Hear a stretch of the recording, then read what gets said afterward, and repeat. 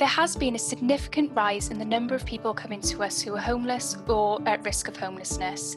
We guide them through the process of making a homelessness application to the council, and we are able to advocate for them on their behalf in this process and make sure that they know their rights.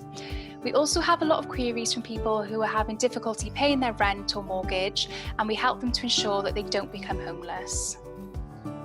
If you're struggling with living at home right now, and if the relationship with whoever you're living with has broken down and you've been asked to leave, family mediation could be a good option for you.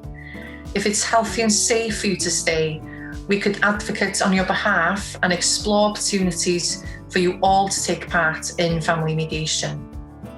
If you've noticed a change in behaviour in someone close to you and you're concerned, you can contact Shelter Cymru on their behalf via our helpline. We see many referrals from parents, family members, support workers and friends. Alternatively, if you don't want to speak to an advisor on the phone, we have a web chat facility and lots of information online in the Get Advice section of the website. If you or someone you know is at risk of or experiencing homelessness, contact us today. Likewise, if you have nowhere to stay, we can help you access support from your local authority. It's never too late or too early to get help.